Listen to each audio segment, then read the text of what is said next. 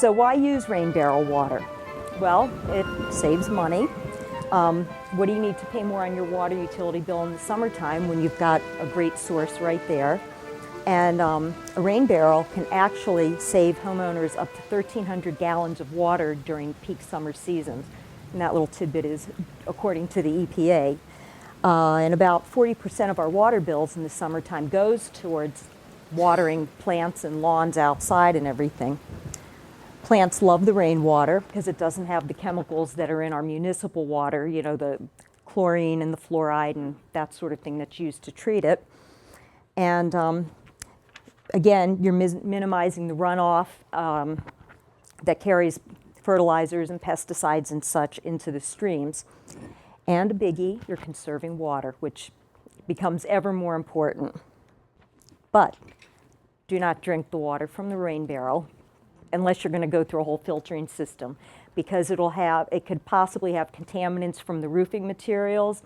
It can have bacterial contamination from bird droppings and, you know, other natural sources like that. So that leads to the question, how about using it on a vegetable garden? And the consensus on that is that there is no consensus. Some people don't seem to think there's anything wrong with it, that it's perfectly fine to do it.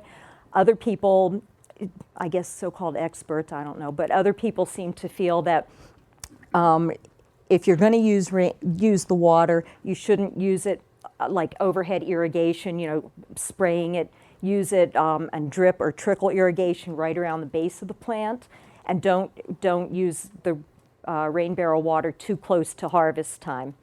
And of course, you always want to wash your produce, your fruits and vegetables before you eat them anyway, inside the house. Is that contamination from like a newer roofing material? So if you had a natural slate on your roof, it probably wouldn't be an issue? You know, with a natural slate, I don't know. There's still going to be the issue of bacterial contamination. I don't know with natural slate if they treat it in any way or anything. That I'm not too sure about. I would think it depends on how old the roof is. If it's a brand new one, even a slate roof, they use adhesives and so on. If it's 100 years old, I'm sure most of the stuff is washed off of the material. Or another thing you might be, maybe like the first flush of rain would carry most, since it's an old roof, carry most of the contaminant away with it. That's kind of, again, a questionable thing on newer roofs, less than 100 years old like yours is. I wouldn't necessarily go by that rule. So where and how you site your rain barrel is pretty important. Like I said before, you want to place it on a row of bricks or cinder blocks, but one row is fine. You don't need to build it up 3 feet high because that can be really dangerous. That can actually result in more instability. And if it's windy, the rain barrels can tip over and they are really heavy when they're filled up. It also makes it easier to reach down here, the spigot where you would attach a hose. If you're using a light colored barrel like this, place it in a shady area. That helps prevent algae growth in it.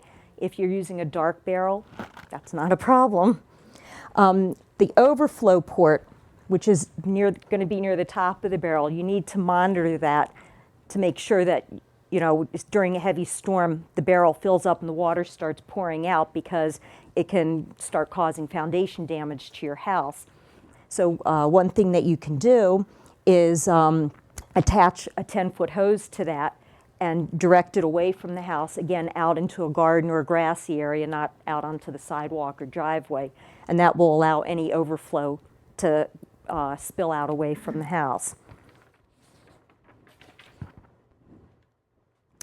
Attaching the rain barrel to the downspout. You can use a diverter for that.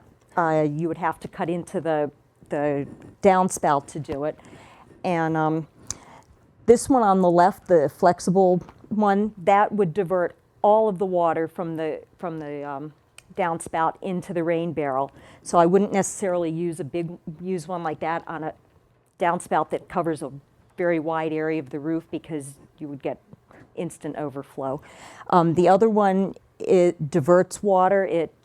This is what the other one actually looks like, a little example. It has, I don't know if you can see it, in the inside there's, it'll allow water to go into the rain barrel, and then once the rain barrel is filled, the water comes out of here. Once the rain barrel's filled, it stops the water flow and the water just drips out. There's little weep holes underneath and it comes out or it goes down the downspout. So that way you can put one like that on any size downspout because it's not going to start causing major overflow. You can connect rain barrels together so you have more than one, and you can that way collect and store even more water. What you would do is you would attach the first one at the overflow spout there. You attach a hose to it and can have that drain right into the top collection port of the other one, and you can connect many rain barrels if you want to do that. Again, they all need to be elevated on cinder blocks, but it can be done. So how much water can you actually collect in a rain barrel? Well, what you want to do is figure roughly 1 inch of rain, which we can get in a thunderstorm, a good heavy thunderstorm. 1 inch of rain per 1,000 square feet of roof catchment area can give you 600 gallons of water, which is, if you have many rain barrels hooked up, that's a lot of water. And what it is to determine the catchment area, roughly there's kind of a little down and dirty thing you can do. It would be the total square footage of your house, and then you would have to allow for the overhang of eaves, the roof eaves, which is usually about 2 feet.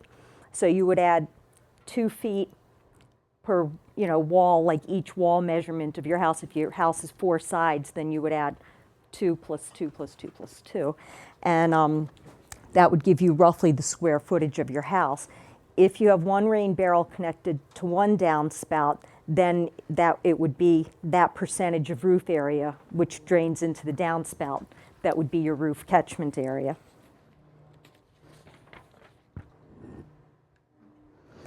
Some tips. Always make sure that your rain barrel has a good cover on top, like the one right here it's covered. That way you prevent children and small animals from falling in. It keeps debris from falling in. So you never want to use an open container to collect rainwater because you collect all kinds of other stuff in it as well. And the collection port on the top, you want to keep that covered with a screen. That's where you can actually lift it right out. See, that's the screen helps prevent mosquitoes from getting in and breeding in standing water, because that's where they like to breed. And generally mosquitoes take about 7 to 10 days to breed and hatch. So it's recommended that you use the water in the barrel within 3 to 5 days. And again, that prevents, the issue of mosquitoes. And again, when a rain barrel's full, it's really heavy. So you want to make sure it's on good, stable, level ground. You don't want to put it on a sloping area because it'll definitely tip. And always place it on bricks or cinder blocks to give it increased stability. Even on a nice level area, you want to do that. A really important thing is to make sure you use a food grade barrel, because if you just get a barrel from anywhere, you don't know what residues are in it, what it was holding before, and what residues are in it. That would be caught up in your water. And I think there should be, one of your handouts should have a list of sources where you can purchase already made rain barrels or where you can get the parts for them. That should be on there. And then just check the screen that's on top every so often. Make sure it's cleared of anything that might collect on the top of it. And in the wintertime, a little bit of maintenance for it in the wintertime, you want to empty it out, because the freezing and thawing that goes on in the winter will cause the barrel to buckle and crack. So you want to empty it out, make sure there's no water left in it, and you can either store it in the garage, or if you store it outside, just turn it upside down so nothing will collect inside of it. And you can leave it like that for the winter. It's fine to be left outside, you just don't want water to accumulate in it.